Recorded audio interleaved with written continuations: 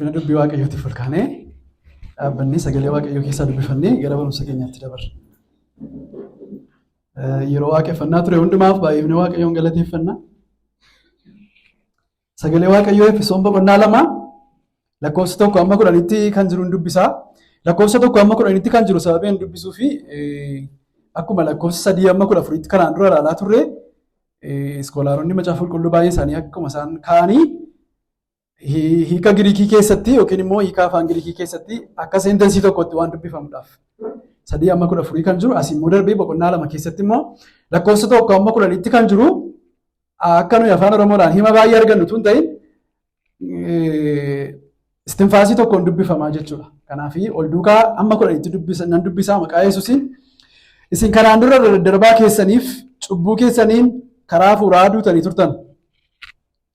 Yeroo sanatti isin toora biyya lafaa kanaa duukaa buutanii deddeebi'aa aboo qilleensa keessa jiru irratti isa gooftummaa qabuuf abboomamaa turtan. Afurichi hamaan amma namoota Waaqayyoof hin abboomamne gidduutti hojjechaa jira. Nus hundumti keenya hawwa foon keenyaa duukaa buunee akka fedha namummaa keenyaa fi yaada keenyaatti warra akkasii gidduu jiraanneerra. Kanarraa kan ka'es akkuma warra kaanii dhalootaan dheekkamsa Waaqayyoo jala gallee turre. Araarri Waaqayyoo garuu baay'ee waan ta'eef jaalala isaa isa guddaa sanaan nu jaallate. Nu irra daddarbaa keenyaan karaa hafuuraa du'oo taaneetuma jirru inni warra Kiristoosii wajjin jiraatan nu godhate. Isin ayyaana Waaqayyootiin fayyifamtan. Karaa Kiristoos Yesuus isuma wajjin du'aa nu kaasee isuma wajjin bantii Waaqaa keessaa iddoo nuuf kennee nu teessises. Inni arjummaa karaa Kiristoos Yesuus nuuf godhe sanaan bara dhufu hundumaattuu baay'ina ayyaana isaatii hammas hin jedhamne agarsiisuudhaaf kana godhe. Isin ayyaana Waaqayyootiin karaa amantii fayyifamtan. Inni immoo kennaa Waaqayyooti malee gochaa ofii keessanii miti. Hojiidhaanis miti. Namni tokko illee akka ittiin of hin jennetti. Nuyi hojii harka isaatiiti. Hojii gaarii isa Waaqayyoo duraan dursee qopheesse keessaa akka deddeebinuuf karaa Kiristoos Yesuus uumamne. Ameen. Kun dubbii Waaqayyooti. Mataa keenya gadi qabnee Waaqayyoon galateeffanna. Abbaa keenyaa si galateeffannaa. Ati waan hundumaa gararraa jirtaa. Abooniif gooftummaan hundumtuu kan keetii. Surraa hundumaa uffattee jirtaa. Qulqullummaa hundumaatiin ol kaatee jirtaa. Eenyuyyuu sitti fakkaachuu hin danda'u. Eenyuyyuu siin qixxaachuu hin danda'u. Si galateeffannaa. Sodaadhaaf rooma guddaadhaan ulfina guddaadhaan fuula kee dura dhufnaa. Maqaa ilma kee Yesuus Kiristoosiin galanni siif haa ta'u. Sagaleen kee akkuma dura nutti dubbachaa ture. Araarri Waaqayyoo baay'ee waan ta'eef gaarummaa isaarraa kan ka'e badiisa keessaa baraaramne akkuma nu jedhu. Araara keerraa kan ka'e badiisa keessaa baraaramneerraa. Badii warri turre, ilmaan badii warri turre, hafuuraan du'oo warri turre karaa Yesuus Kiristoosiin dhiyeeffamnee lammaffaa dhalannee fayyinee maatii Waaqayyootti dabalamnee hirmaattuu kee dhaala kee hirmaachuudhaaf warra gahan taanee fuula kee dura dhaabbanneerraa. Karaa Yesuus Kiristoosiin Waaqayyo Abbaa dura dhaabbanneerraa. Kaleessaa inni ture dukkanni keenya, kaleessa inni ture dheekkamsi Waaqayyoo inni nurra ture sun Kiristoos hojii fannoo irratti hojjeterraan kan ka'e iddootii fuudhamee dheekkamsi Waaqayyoo hundumtuu Kiristoos irratti roobee Waaqayyoo nutti haaraa agarsiistee qajeelummaa kee hundumaa fiixaan baastee fuula kee dura ijoollee kee gootee waan nu dhaabdeef galanni siif haa ta'u. Amma guyyaa kana fuula kee dura jirra. Waa'ee yeroo kanaatiif si galateeffannaa galanni siif haa ta'u. Amma gooftaa dubbii kee akka nutti dubbattu, akka nu barsiistu, laphee keenya akka bantu, garaa keenya akka bantu, iddoo kana teenyee namoota kan biraadhaaf akka hin dhaggeeffanne miira keenya duwwaadhaan guutamnee sagalee kee wanta nutti dubbachuu barbaadu immoo nu hubatiin akka gadi hin baane gooftaa beekumsaan laphee keenya akka guuttu, abboomamuudhaan laphee keenya akka guuttu, siif bitamuudhaan laphee keenya akka guuttu, araara kee akka nu baay'istu, ayyaana kee akka nu baay'istu si kadhannaa. Jaalala kee nuuf haa ta'u. Gooftaa keenya dubbiin kee akka itti dubbachuu barbaaddetti akka nu bira gahu wallaalummaa koon beekumsaan qaba jedhee agarsiisuu barbaaduudhaan gooftaa fedha koo duukaa bu'ee dubbii kee akka ittiin daballe akka irraan hir'isne akka dubbiin kee dubbachuu barbaadutti akka dubbadhuuf ayyaana kee naa baay'isi. Gooftaa yeroo dhageenyu dhaga'uu duwwaadhaan warra of goyoomsan utuu hin ta'in gooftaa dhaga'anii warra jijjiiraman warra ulfina sii kennan, warra karaa kee duukaa bu'an, warra si jaallatan, warra ittumaa amala biyya lafaa keessa jiru kanarraati adda ba'aa deeman, warra jaalala keetiif bitaman akka taanuuf ayyaanni kee nuuf haa baay'atu. Dubbiin kee ekspiriyaansii keenya caalaa, tiraadishinii keenya caalaa gooftaa keenya, waan nuyi kanaan dura beeknu caalaa gooftaa keenya, wanti dubbiin kee jedhu nurratti humna haa godhatu. Ayyaana kee nu baay'isi, sodaa dubbii keetii keessa keenyatti dhangalaasi, waan nu barsiistuuf galanni siif haa ta'u. Yakka keenya hundumaa irra daddarbaa keenya hundumaa nuuf dhiisi, karaa Yesuus Kiristoosiin nu qulleessi. Galanni fulfinni siif haa ta'u, isa jaallattu ilma kee Yesuus Kiristoosiin. Ameen. Torbee darbee akkuma walii wajjiniidhaan ilaalaa turre lakkoofsa tokko irratti waan sagalee Waaqayyoo nuun jedhu lakkoofsa tokko irraa tuun ce'inii galle jechuudha. Isin kanaan duraa irra daddarbaa keessanii fi cubbuu keessaniin karaa hafuuraa duutanii turtan isa jedhu irra turre jechuudha. Irra daddarbaa keessaniif cubbuu keessaniin karaa hafuuraa maal taatanii turtan? Duutanii turtan. So karaa hafuuraa duutanii turtan isa jedhu kanaa waldaan pirootestaantii kan isheen itti amantu total depravity isa jedhu yookiin immoo guutummaatti cubbuudhaan manca'uu dhala namaa isa jedhu wajjin ilaallee turre. So cubbuun dhala namaa akka mancaasee dhalli namaa kufaatii karaa addaam dhufeerraa kan ka'e totally depraved akka inni ta'e ilaallee turre jechuudha. So karaa hafuuraa duutanii turtan jedha. Kun uumama boqonnaa tokkotti akka nu geessu dubbannee turre, yoo ija mukaa kanarraa nyaattanii hin duutu jedhee Waaqayyo Addaamiin fa'aa akka akeekkachiise, ija mukaa kanarraatii yoo nyaattan hin duutu akkuma jedhee akka isaan du'an, du'i sun du'a riilii, du'a dhugaa akka ta'e ilaalle jechuudha. Just du'a kana qallalchinee yoo ilaallee fi yookiin immoo namni fayyinaa wajjin wal qabatee maal akka inni ta'e nuu galuu hin danda'u jechuudha. Namni karaa cubbuu maal akka inni ta'e nuun galu yoo ta'e, hammam akka inni manca'e nuun galu yoo ta'e, yookiin immoo qallalchinee yoo ilaalleef, xiqqoodha jennee qallalchinee yoo ilaallee fi fayyinni karaa Yesuus Kiristoos nu dhufes akkuma kana biratti qallalaa jechuudha. Waan baay'ee kaasni ilaalle irra church history wajjin wal qabatee barsiisa akkamii akka ture, waa'ee original sin yookiin immoo namni karaa hafuuraa du'aa ta'uu isaatii fi barsiisa akkamii akka ture wal qabsiisnee ilaallee turreerra. So lakkoofsa 1-10 kana gidduutti egaa keessumaayyuu waldaan pirootestaantii kan isheen itti amantu utubaawwan 5 kan jedhu keessaati yoo xinnaa ta'e 4 argachuu dandeenya. Lakkoofsa 1-10 kan jiru kana keessaati yookiin 5 soolaa yookiin immoo 5 soolaa sorra jennu keessaati yoo xiqqaa ta'e sirriitti yoo dubbifne 4 argachuu dandeenya jechuudha. Lakkoofsa 1-10 kan jiru kana gidduuti. Fakkeenyaaf lakkoofsa 5 fi lakkoofsa 8 irratti kan isin argattanii lakkoofsa 5 keessatti isin ayyaana Waaqayyootiin fayyifamtan waan jedhuuf soolaa giraashiyaa arganna yookiin immoo ayyaana Waaqayyoo qofa isa jedhuun argannaa jechuudha. Soolaa giraashiyaa yookiin immoo የእግዚአብሔር ጸጋ ብቻ የሚለውን እናገኛለን። አስቲ አያና ዋቀዮ ቆፋራን ነምነ ከፈዩ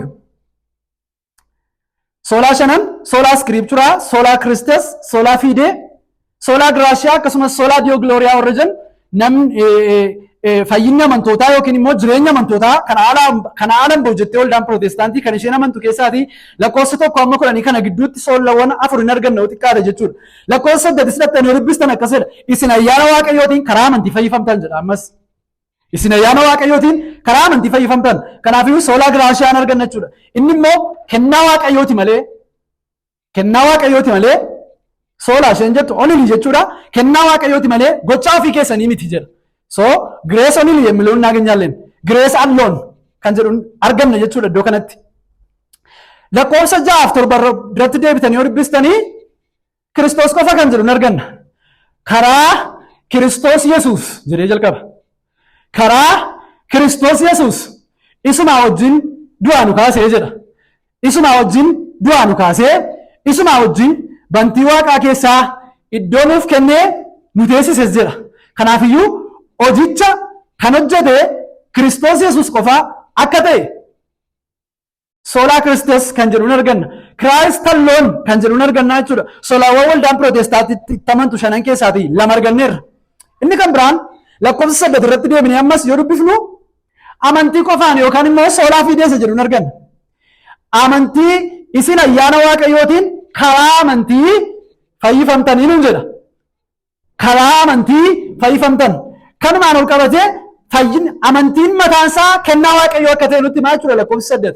Sila barattaan haalaan manni ማለት ነው. Yookiin immoo waan jabaanne wayiidhaaf hin amanne jechuudha. Yookiin immoo namoota waa amanuudhaaf dandeettii qaban wayii waan taaneef hin amanne. Yookiin namoota kaka'umsa gaarii qaban waan ta'eef hin amanne. Amantiin kennaa waaqayyoo akka ta'e. Gargaarsa waaqayyootiin nu immoo rispoondii akka nuyi goonu. Kanaafiyyuu lakkoofsi 8 amantii qofaan kan jedhu nutti hima. Amantii qofa yookiin immoo soolaa fidee kan jedhu nutti himaa jechuudha.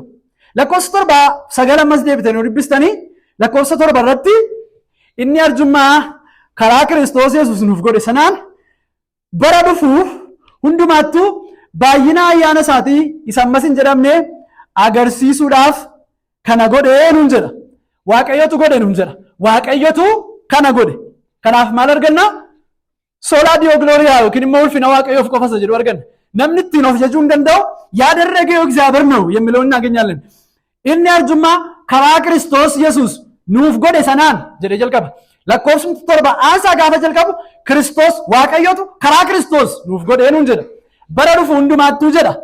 Baay'ina ayyaana isaatii agarsiisuudhaaf waaqayyotu baay'ina ayyaana isaatii agarsiisuudhaaf kana godhe nuun jedha. Waaqayyo godhe nuun jedha. Lakkoofsa 9 itti fuftanii dubbiftan hojiidhaanis miti nuun jedha. So ulfinichi kan kennamuuf waaqayyo qofa akka ta'e nutti agarsiisa. Hojiidhaanis miti namni tokkollee akka ittiin of hin jennetti nuun jedha. Kanaafiyyuu hojicha guutummaa ulfinicha guutummaa walitti qabee waaqayyoof kennaa jechuudha. በጣም ሪች የሆነ ቻፕተር ነው ማለት ነው። ባየ በቆና በዳላቴ keessumaa lakkoofsa tokko amma kudhanii kana gidduutti kan jiru barumsa ayyaana waaqayyoof barumsa fayyinaa keessatti utubaa waldaan pirootestaantii qabdu irratti baay'ee kutaa baay'ee badhaadhaa ta'edha jechuudha kutaan kun. Waa'ee kana ergan kaasee booddee gara lakkoofsa 2tti ol deebinaa jechuudha. Gara lakkoofsa 2tti ol deebinaa yeroo sanatti isin toora biyya lafaa duukaa buutanii deddeebi'aa aboo qilleensa keessa jiru irratti sagooftummaa qabuuf abboomamaa turtan hafuuricha hamaan amma namoota waaqayyoof hin abboomamne gidduutti hojjechaa jira nuun jedha jechuudha. So waa'ee kufaatii erga kaasneeti kufaatiin kun kufaatii akkamiitii kan jedhu laalla. Kanaafiyyuu kufaatii eenyummaa akka inni ta'ee fi fayyisuu waaqayyoo keessatti laalla. Kufaatii eenyummaa fi fayyisuu waaqayyoo kan jedhuuni lakkoofsa amma lakkoofsa 6tti kan jiru laallaa jechuudha. Tarii torbee yeroon dubbachaa ture obboloonni waan isaan koomentii na godhan keessaati waanan isinuma duratti dubbadhu jechuudha. Ayyaanni isaaniif baay'atu obboloonni koomentii na gootanna akkas gochuu qabna namni wanta tokko barsiisee gaafa bu'u akka sagalee waaqayyootti sirrii miti taana madaallee koomentii kennuu fi dandeenyenna. Tarii intentionally hin dubbanne garuu just utuun dubbadhu jechaan dubbadheera yoon ta'ee fi addaam gaafa kufu jalqaba kufaatii addaam gaafa kaasanii addaam gaafa kufu utuun nus achi jiraanne waanuma addaam filatee filanna kan jedhu dubbadheen turenna. Addaami yeroo sana filannoo sana kan filateef yookiin immoo abboomamuu diduu kan filateef sa'aatii sanatti tootaalii dipriivdii yookiin immoo manca'aa waan ta'eef miti akkasitti qabatanitti yoo ta'eef namoonni kan biraan dubbachuu korraa kan akkasitti qabatanitti yoo ta'e tootaalii manca'aa waan ta'eef miti yeroo sanatti yeroo filate sanatti yeroo sanatti dandeettii cubbuu jechuus cubbuu gochuu dhiisuus qaba ture garuu kan inni fayyadame keessaatii cubbuu gochuudha kan inni fayyadame abboomamuu diduu filate jechuudha. Na nuyis yeroo sana tuddoo addaam jiraannee abboomamuu diduu filannaa addaamirraatii waan caalu hin qabnu jechuudha. Kanaaf akkasitti akka sirreeffattan nan barbaada. Inni kan biraan immoo Roomaa 8:7 amma 9 gidduu gaafan dubbisu afaan Ingiliffaasaa dubbisaan ture. We are enemy with God jedheera natti fakkaata I think yoo sirriitti dhaggeeffattaniitu ta'e. Yaa koomentii nama gochuu dhiisuun keessanii sirriitti dhaggeeffachuu dhiisuu keessan agarsiisa. Har'a waaqayyo wajjin diinota miti. Tarii gaafan dubbadhu akkasitti dubbadheera yoo ta'e akkasitti sirreeffadhaa. Kana ergan jedhetii lakkoofsa 2ffaarraatii kaanetti fufna. Okay, namni yeroo kufee tootaalii badduu ba'e yookiin immoo tootaalii manca'e kan jedhu warri torbeen dhufin waan miis gootan qabdu egaa garaan keessi namaayyuu badiisaan guutuu akka ta'e. Moor kutaan baay'ee kakuu haaraa keessaati isin ibsu Roomaa boqonnaa 3 deebitanii yeroo mana keessanitti galtan dubbifachuu dandeessu. Roomaa boqonnaa 3 lakkoofsa 9 kaatanii yoo dubbifattanii namni kufaatii isaatiin nama akkamii akka inni ta'e dubbifachuu dandeessu. Na kufuu caalaa du'aa ta'e kan jedhu ilaalle lakkoofsa tokko irratti.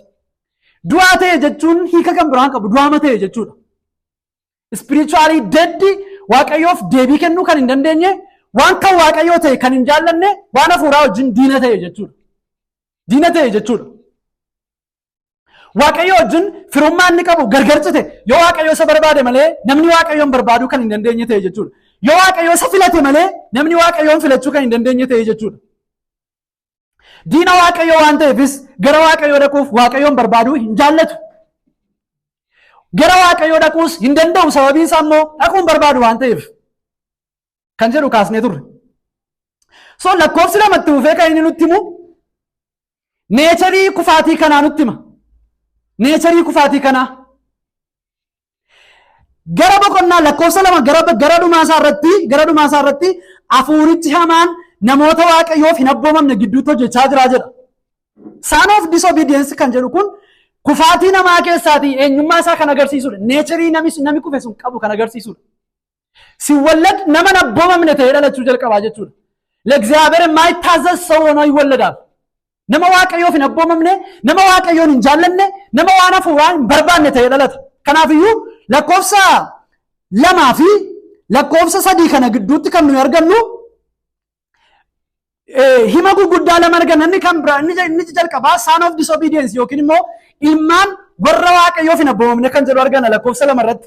Lakkoofsa sadii irratti immoo warra neechariidhaan dheekkamsa waaqayyoo jala galan yookiin immoo warra neechariidhaan yookiin immoo eenyummaadhaan dheekkamsa waaqayyoo jala jiran ilmaan warra hin abboomamnee fi ilmaan dheekkamsaa yookiin immoo children of wrath warra jennu arganna.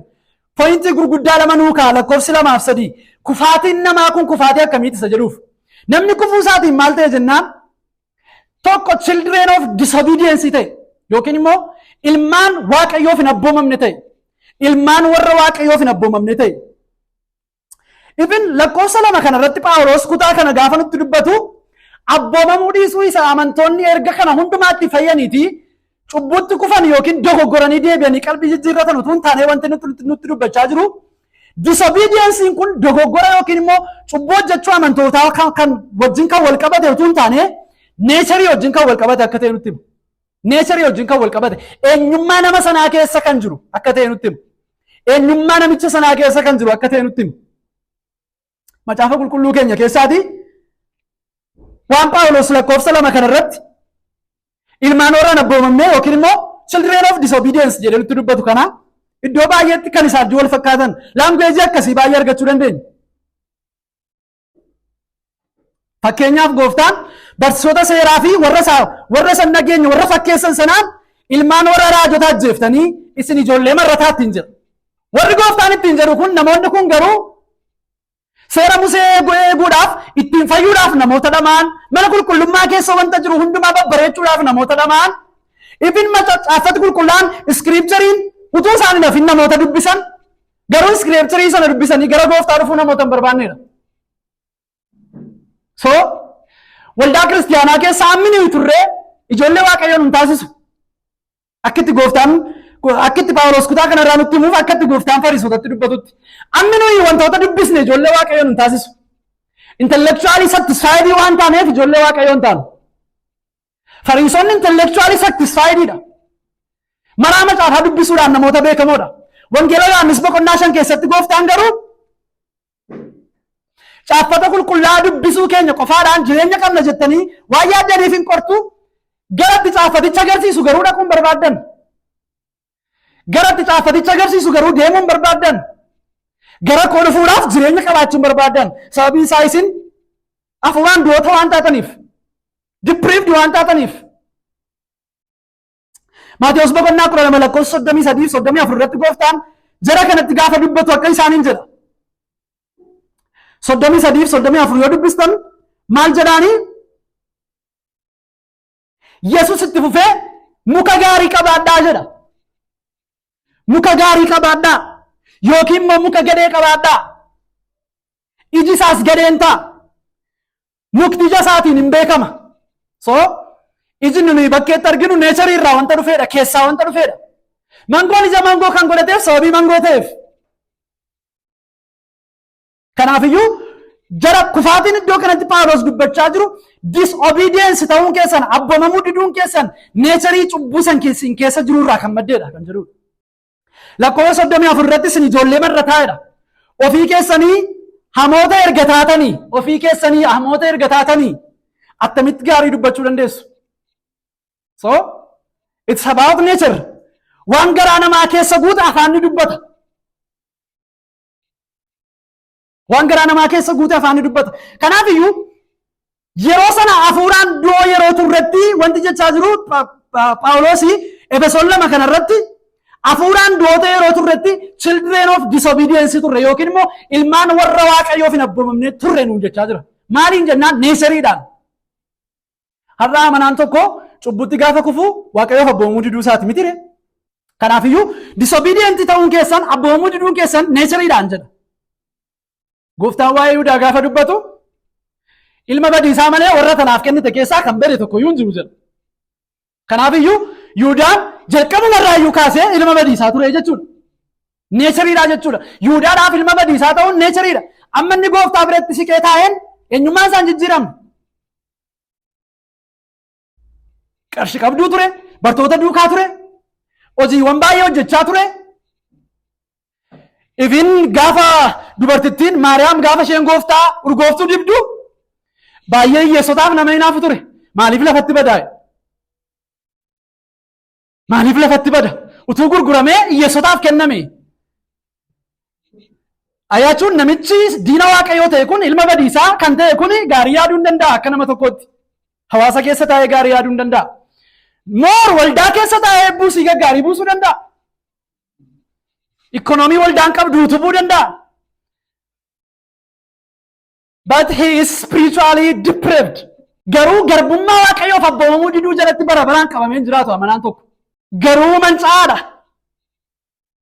Waldaa kiristaanaa keessatti nama hundumaaf lallabnee assuraansii kennuu kan nuyi hin dandeenyeef rakkoon qabdu fayyiteetta kan nuyi jechuu hin dandeenyeef hafuura namichitti hin geggeeffamu Waaqayyo duwwaa waan beekuuf nuyi garaasaa keessa waan hin beekneef.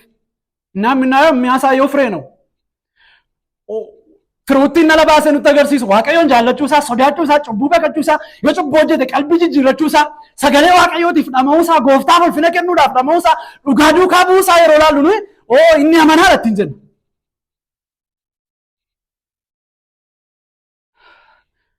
Yihudaan garuu amma kanatti siqee taa'ee gooftaan ilma badiisaa ittiin jedha. Warra tanaaf kennite keessaa namni badee hin jiru. Ati naan kennine duukaa tureera garuu inni tokko immoo badeera. Kanaafiyyuu neechariidha ilma badiisaa kan isa godhe. Gooftaan waa'ee raajota sobduu gaafa dubbatu laanguweejii wal fakkaataa dubbata fayyadama ammas. Maatiyoosiin yeroo dubbistan isaan hoolaa fakkaachuudhaaf isaan maal fakkaachuudhaaf? Hoolaa fakkaachuudhaaf raroo hoolaa uffatanii gara keessan dhufuudha. Irra isaanii keessa gaafa nuyi ilaallu maaltu jira? Waanuma nuyi nu goyoomsuu danda'u jira. Haleluuyaan jira, afaan haaraan jira, maaloon jira, fayyisuu danda'u jira, waan baay'ee jira.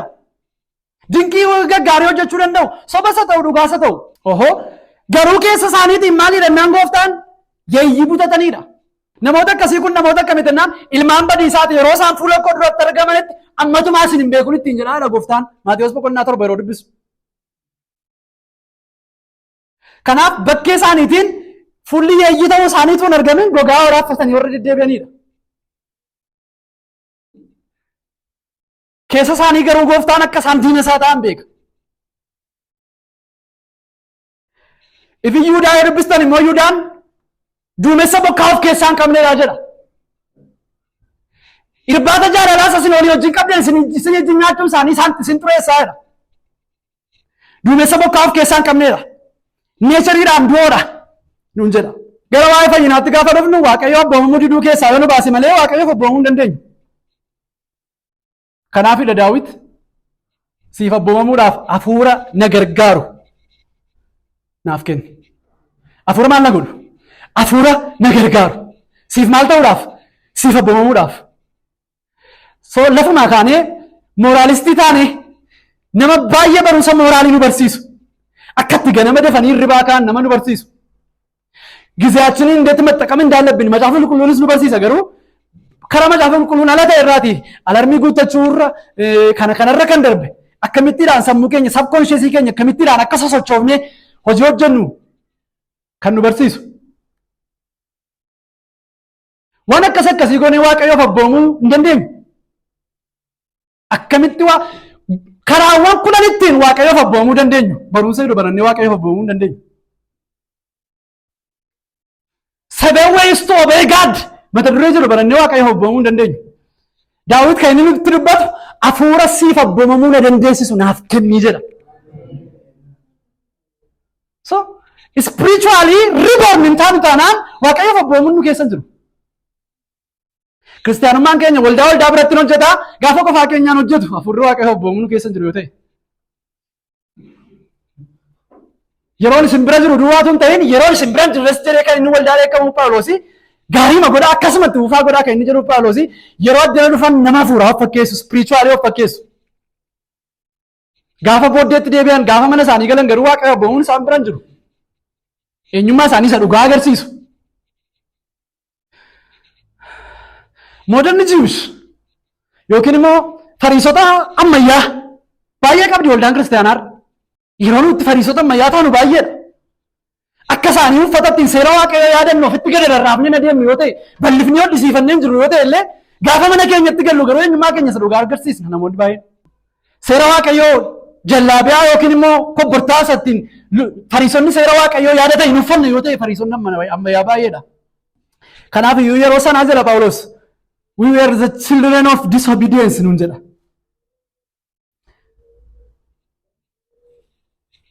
Kanaafidha Efesoonuma keessatti immoo dhaqee gara boqonnaa 4 irra geete I think kan inni dubbatu akka ijoollee jaallatamooti nuun jedhama immoo deebisee. Akka ijoollee kamitti? Akka ijoollee jaallatamooti fakkeenya Waaqayyoo fudhadhaa.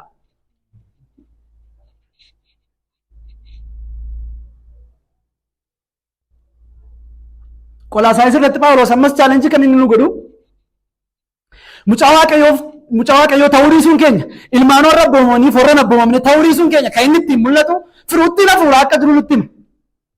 Yaada keessa wanta lafarra jirutti isa jedhu halalummaaf xuraa'ummaa kajeellaaf hawwahamaa sassata isa Waaqayyoon torfaman waaqessuutti lakkaa'amus of keessaa ajjeesaa. Sababii wanta kana hundumaatiif dheekkamsi Waaqayyoo warra isaaf hin abboomamne irratti dhufaa jira. Children of disobedience irratti dhufa. Isinis isuma sana hojjettu yoo ta'e garaagarummaan keessa maa inni jira. So fayyina keenya kan adda godhu yoo jiraate waan warri saba Waaqayyoo hin ta'in hojjetan hojjechuudhaan yeroo dabarsaa turre garaa keenya murannee garaa keenya cabsinee Waaqayyoo irratti qalbii jirannee karaa Waaqayyoo irra bu'uu keenya deebi'uu keenya gooftaa jaallachuu keenya. Pointii guddaan Phaawulos iddoo kanatti nutti musa kanadha. Inni lammaffaan lakkoofsa 3 irra jira. Lakkoofsa 3 irra jiru afaan Ingiliffaa isaa dubbifattanii akkas jedha. Nus hundumti keenya wafoon keenya duukaa buunee jedhee garaatiin booddee akka fedha namummaa keenyaaf yaada keenyaatti warra akkasii gidduu jiraannee irra erga jedheen booddee kanarraa kan keessa akkuma warra kaanii dhalootaan maaliin by nature dhalootaan likkisinni wallad dhalootaan dheekkamsa Waaqayyoo jala gallee turre jedha. Kanaafuu children of wrath nuun jedha warra dheekkamsi Waaqayyoo irratti boba'uu qabu turre jedha. Madaanaችን የማይቀልብን ለዛ ነው። warra dheekkamsi Waaqayyoo irratti boba'uuf malu turre. Warra Waaqayyoo dhiisee fuula irraa galagalfachuu qabu turre. Waaqayyoo cubbuudhaan hin jaallatu waan ta'eef. Warra abidda bara baraatti gubachuu malan turre. Gaannam nuu mala ture.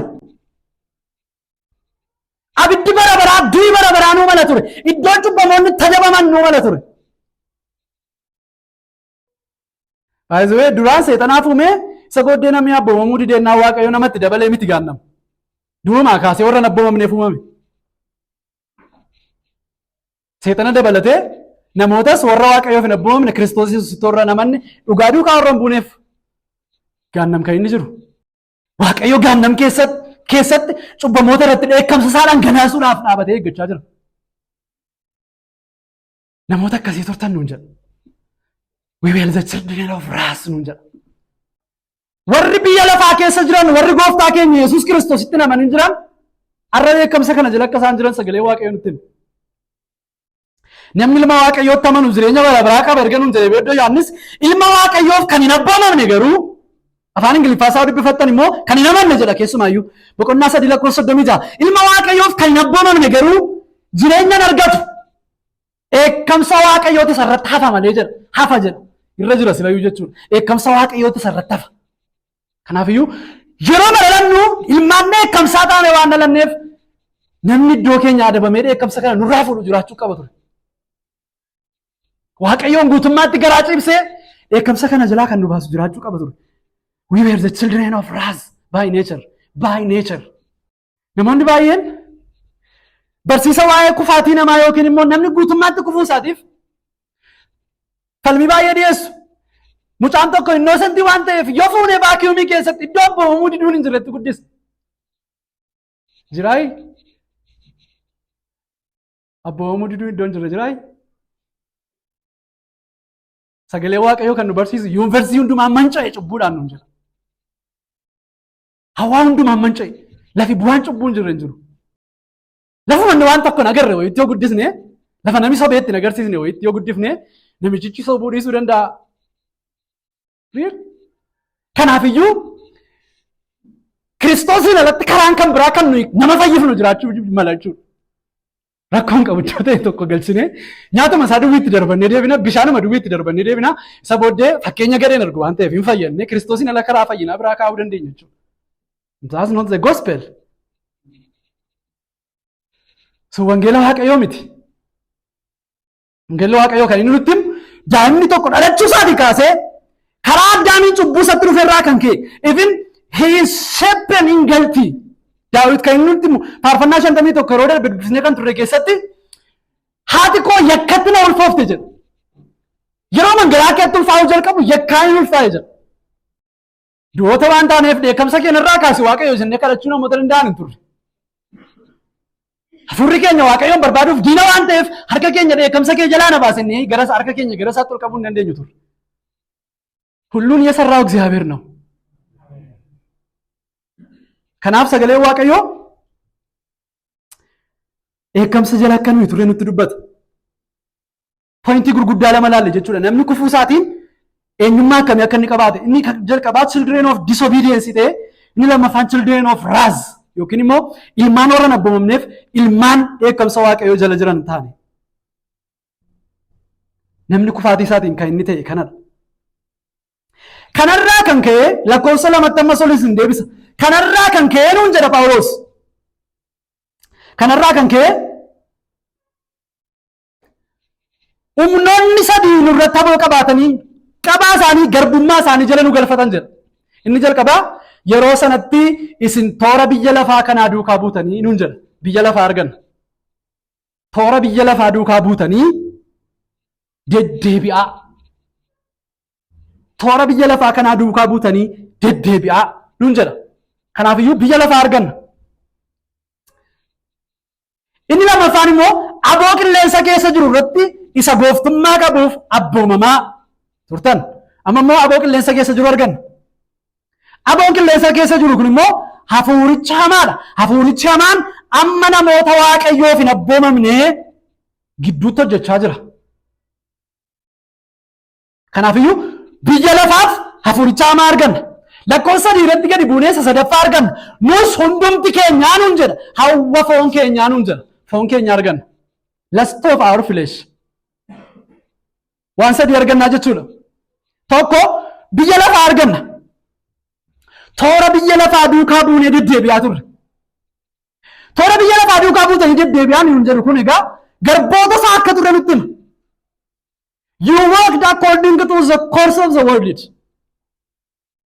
Akka biyyi lafaa isin abboometti deddeebi'aa turtan. According to the course of the world nuun jedha.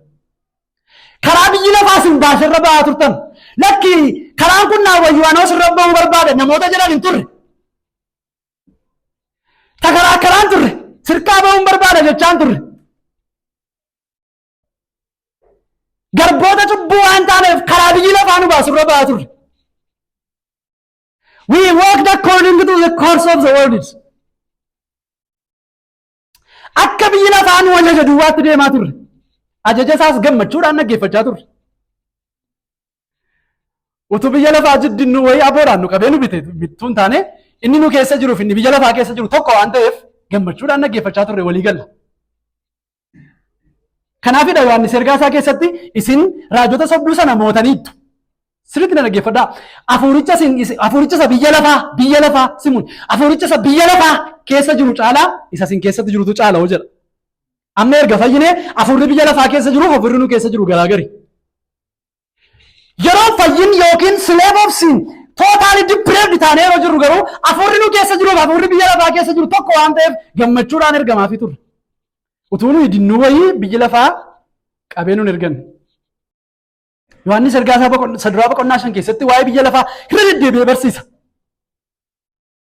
Lakkoofsa 19 irratti akkas nuun jedha. Nuni kan Waaqayyoo akka taane nuun jedha. Nuni kan Waaqayyoo akka taane guutummaan biyya lafaa immoo harka saamaa jala akka jiru ni beekna. Biyya lafaa inni jedhu kun biqiloota kana namoota kana jechuutu hin taane siistemii isa biyya lafaa kana keessatti hojjetu.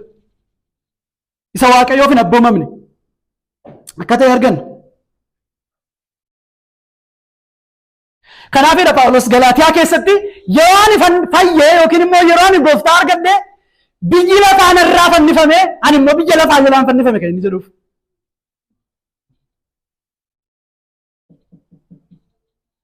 Fannoo gooftaa keenyaa Yesuus Kiristoosiin hojii Yesuus Kiristoos bakka keenya bu'ee akkan inni nuuf hojjeteenii an biyya lafaa jalaan fannifame biyyi lafaa narraa fannifame. Waan keessummaatu hojjetame jechuudha. Waan durii hin jirreetu hojjetame. Akka biyya lafaatti deddeebi'aa turre amma garuu biyyi lafaa narraa fannifame anis biyya lafaa jalaan fannifamee jedha. Biyya lafaa kan nu moosisu gooftaa keenya Yesuus Kiristoos jechuudha. Biyya lafaa kan nu moosise gooftaa keenya Yesuus Kiristoos. Biyya lafaa immoo kan nuyi dandeenye Yesuus Kiristoos ilma Waaqayyoo ta'uu isaa gaafa amanne, gaafa lammaffaa dhalanne, gaafa gooftaa arganne.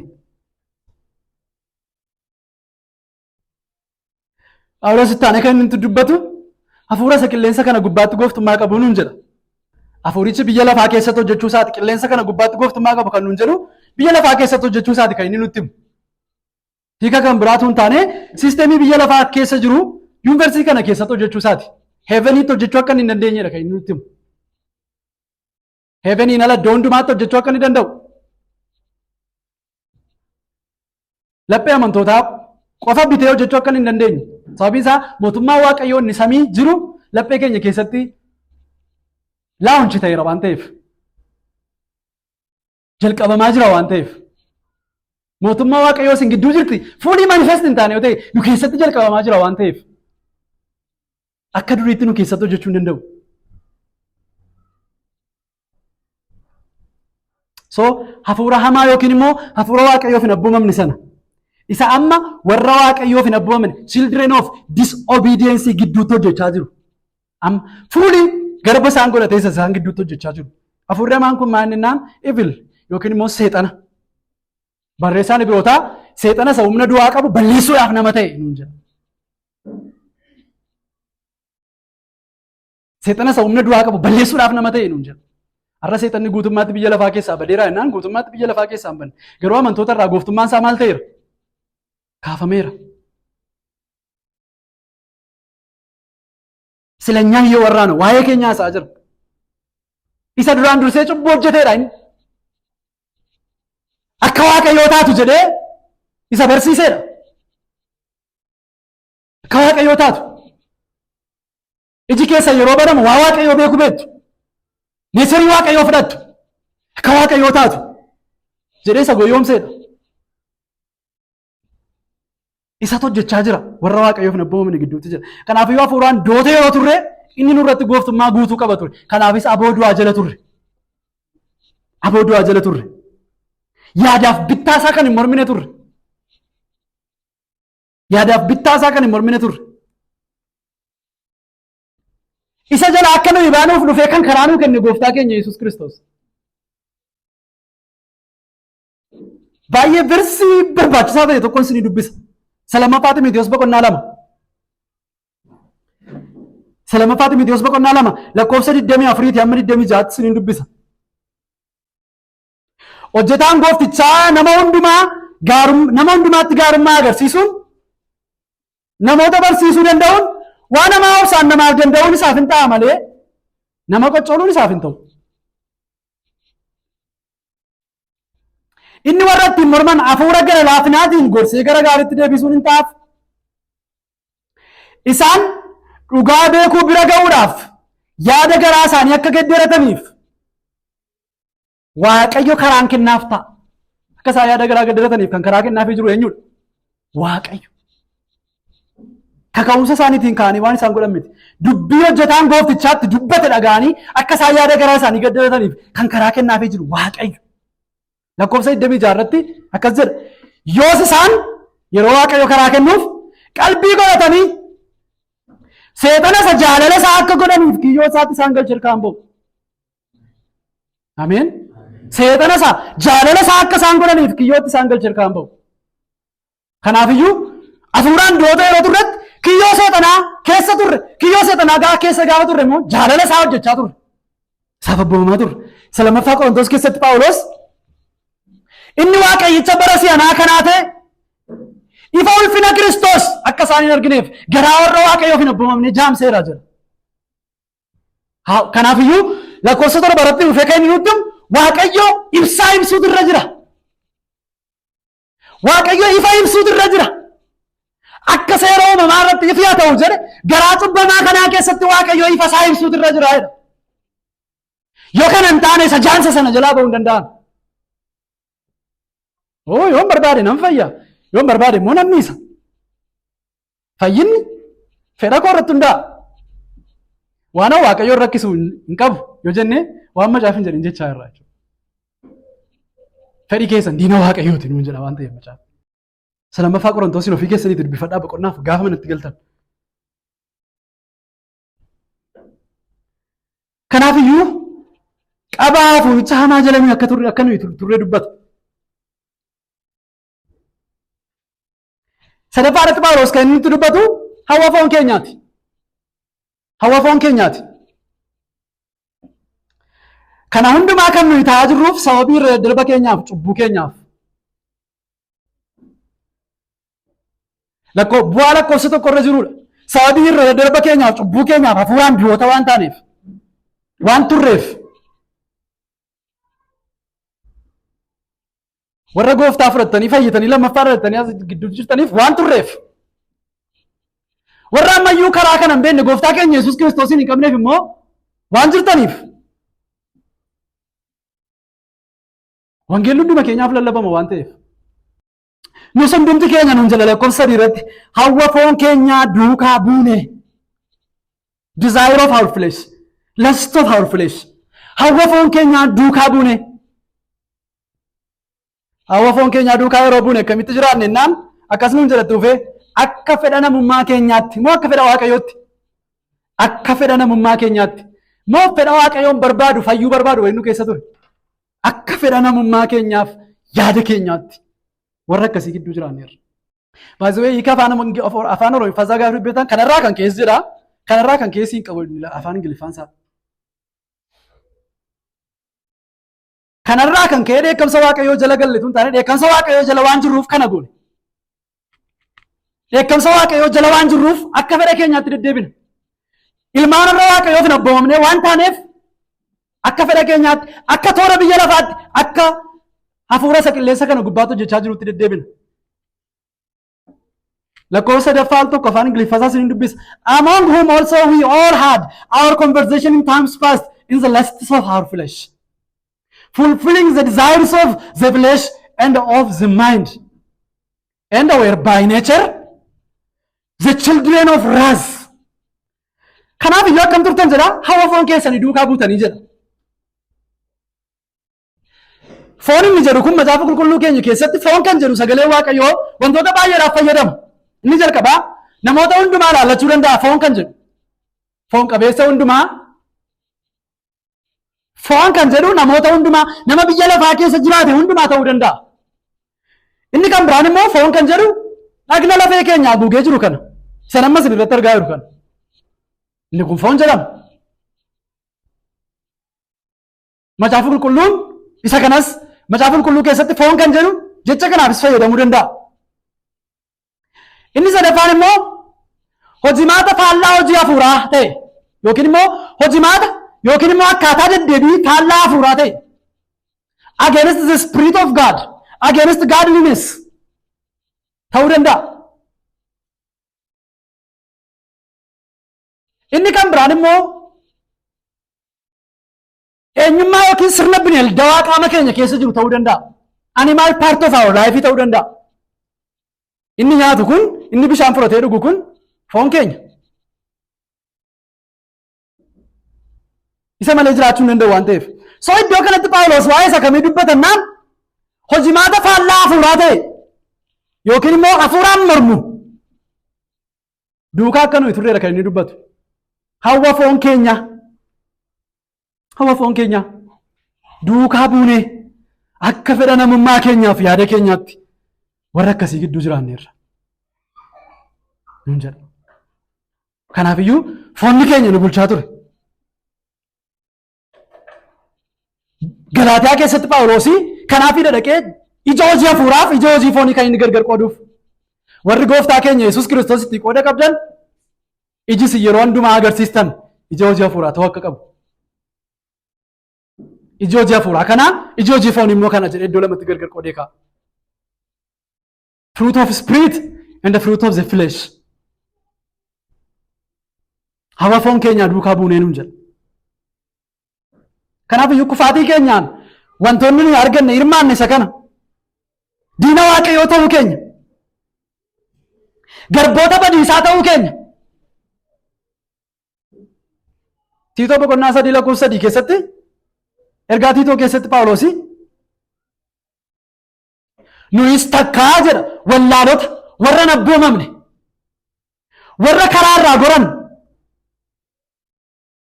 garba kajeellaa fi hawa garaa garaa isa foon gammachiisu garba kajeellaa slave of the lust garba kajeellaa fi hawa garaa garaa isa foon gammachiisu warra guyyoota keenya hamminaa fi naaffaadhaan dabarsine namoota biratti jibbamnee walii keenyas jibbaa turreedha nun jedha. Kanaaf iyyuu garba foon keenyaa turre garba kajeellaa turre nun jedha. Lakkoofsa 2-3 kana gidduutti wanti Phaawulos nutti dubbatu manifesteeshinii eenyummaa keenyaati.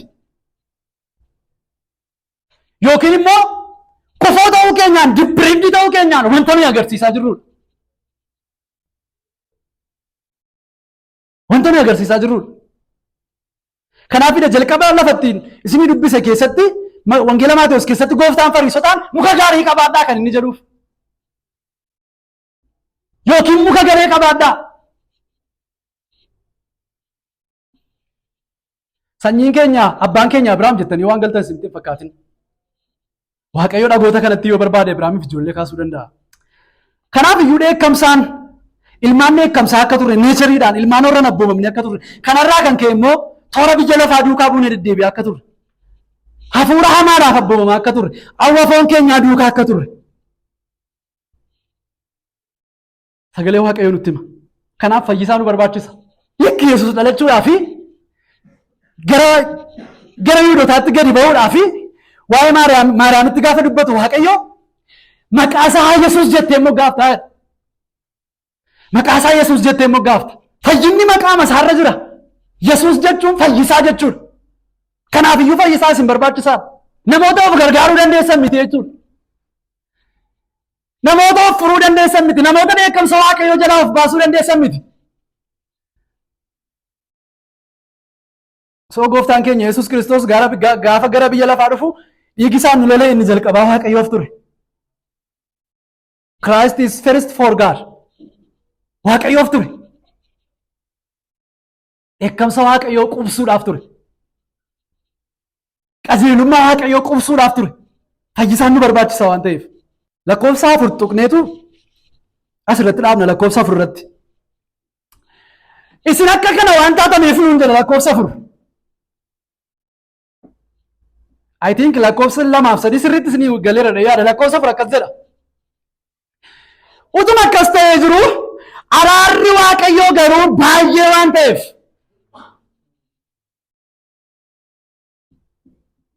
jalqaba gaafa dubbifamne Faaruu Ermiyaas boqonnaa 3 keessatti yeroo dubbifne araarri Waaqayyoo baay'ee waan ta'eef maalirraa kan ka'e? Gaarummaa isaarraa kan ka'e. Moola maatii keenyarraa kan ka'e. Sosochii keenyarraa kan ka'e. Araarri Waaqayyoo garuu baay'ee waan ta'eef gaarummaa isaarraa kan ka'e badiisa keessaa baraarame. Amma lakkoofsa 4 irratti Phaawulos turning pointii fidaa jira. Turning pointii fidaa jira. Waaqayyoo garuu kan jedhu lakkoofsa 1 amma 3tti kan ilaalle gidduutti garaagarummaa kan uumu Waaqayyoo garuu gaalee jedhu arganna. But God እግዚአብሔር ግን Waaqayyo garuu nuun jedha. Kanaafiyyuu kondiishinii kana hundumaa kan jijjiiruu danda'u Waaqayyo qofa akka ta'e nutti hima.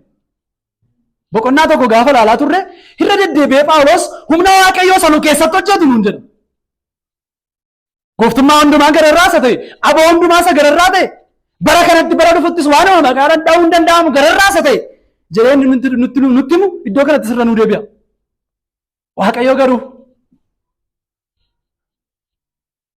ulfinichi Waaqayyo qofaaf akka malu Waaqayyo garuu araarri Waaqayyo garuu baay'ee waan ta'eef araara jechuun wanta nuuf kennamuu qabu dhiisanii waan nuuf hin malle nuu kennu jechuudha.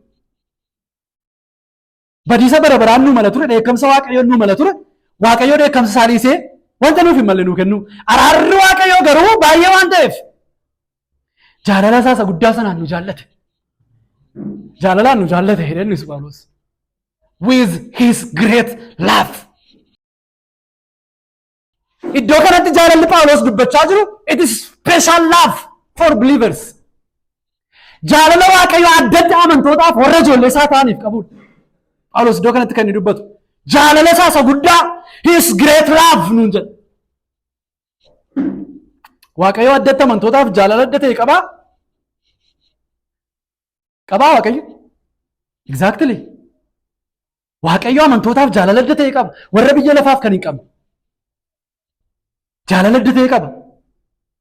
Kanaafidha. Ibrooti boqonnaa 12 irratti Phaawulos Waaqayyo nama jaallatu. Nama hundumaa reebadee nama jaallatu. Isa akka ilmaatti fudhatu reebaa. Jaalala kanarraan kan ka'e Waaqayyo nu reeba. Special love. Maatii Waaqayyooti jaalala nu dabale waan ta'eef. Jaalala ijoollee Waaqayyoo nu godhe waan ta'eef. It's great love. ከታላቁ ፍቅሩ የተነሳ jaalala isa guddaarraa kan ka'e nuun jedha. Iddoo kanatti Phaawulos kan inni dubbachaa jiru jaalala adda ta'edha. Jaalala Waaqayyo ijoollee isaatti agarsiisudha.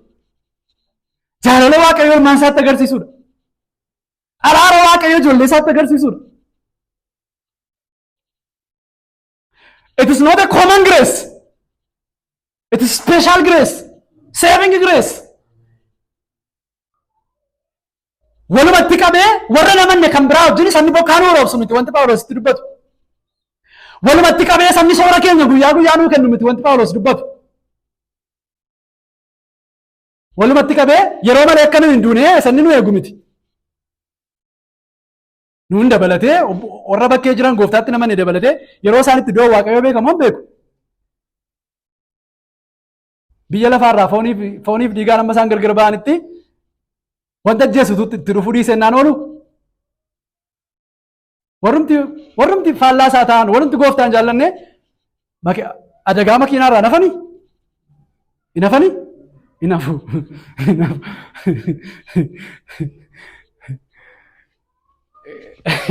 nuyis gaafa oollu kan keenya yaddate ennaanii miti kan nuyi oofle ለነሱ የሚያሳያቸው ለእኛም አሳየን። ኮመን ግሬስ ነው ይጠብቃቸዋል። isa biraa garuu dhaala qaban isa common grace. Iddoo kanatti wanti Phaawulos dubbachaa jiru jaalala guddaadha. ታላቁ ፍቅር እግዚአብሔር Waaqayyo karaa warra isanitti nu fayyise Waaqayyo sanitti iddoo bara baraa keessaa nu kaase Waaqayyo sanitti ijoollee isaa nu godhate. ብዙ ፍቅር ታላቅ ፍቅር isattiin waaqayyo diinota isaa jaallate.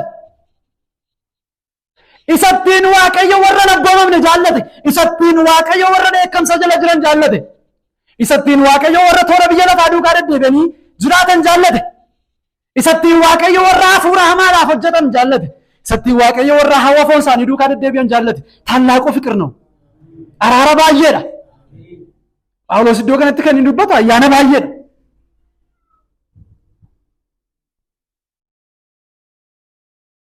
Waan kufaatii cubbuutiin dhufe hundumaa erga dubbateen booddee araarri waaqayyoo garuu baay'ee waan ta'eef. Araarri waaqayyoo garuu baay'ee waan ta'eef. Jaalala isaa guddaa sanaan nu jaallattus jaalala isaa guddaa sanaan nu jaallachuu isaatiin maaltu ta'e jennaan lakkoofsa 5 irratti dhufee nutti hima.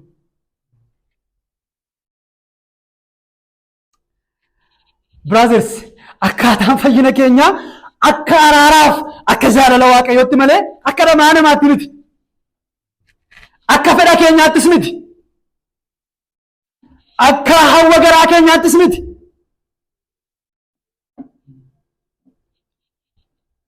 Roomaa boqonnaa 9 yeroo dubbifannu namuma araara gochuufii barbaaduuf araaraan godhaaf. Naman garaa laafuufii barbaaduufis garaan laafaaf. Jedheetu lakkoofsa 16 irratti maal nuun jedha? Kanaafis kun akka araara waaqayyootti malee akka jaalala yookiis dhamaa namaatti miti.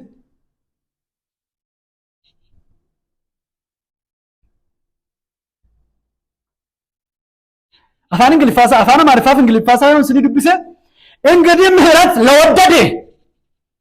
ለወደደ namicha jaallate wayii fedha agarsiise wayii ለወደደ lafa diratti hundumaatti si duukaan bu'a gooftaa si biraan hafu jennaan maal ittiin jedhe gooftaan namichichaan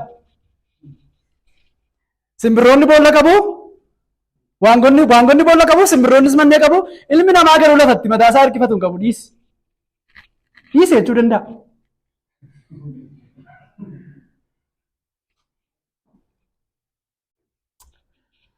ምህረት ለወደደ ወይም ለሮጠ አይደለም። ይረንደቢያ ምህረት ለወደደ ወይም ለሮጠ አይደለም። ከሚምር ከእግዚአብሔር ነው እንጂ የሚምረው እሱ ነው። እንድንድን የመራን እግዚአብሔር ነው። ኦሆ አንክታቦታ ባየን ድብስ ቴዎሎጂ ባየን ቤኩምሳንን ፈይና ኮንፊዲየቹ እንደኝ dubbisuun keenya akka jirutti beekuun keenya akka jirutti beekumsa keenya hin dhufne fayyinni keenya. Neecharii maaliin gara laafessa? Gara laafummaa makootiin hin fayye jechuu hin dandeenyu. Miirata lawaddadee አይደለም. An karaa waaqayyootti fiiguun jaalladha naan fiiga yoo jenne ለሮጤማ አይደለም። ታዲያ እንዴት ነው? ከሚምር ከእግዚአብሔር ነው። Kanaafiyyuu akka araara waaqayyootti malee akka dhamaa namaatti miti.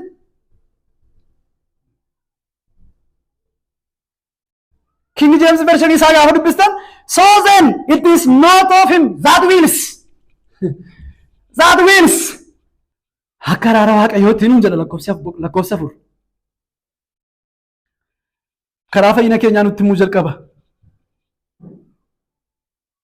akka araara waaqayyootti.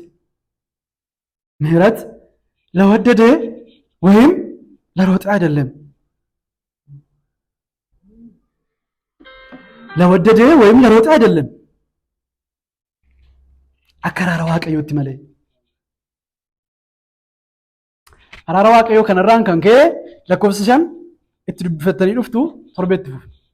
Araara waaqayyoorraan kan ka'e maaltu ta'e? Akka araara waaqayyootti fayyinni keenya galanni waaqayyoof haa ta'u. Kaanee miila keenyaan dhaabbanne waaqayyoon galateeffanna.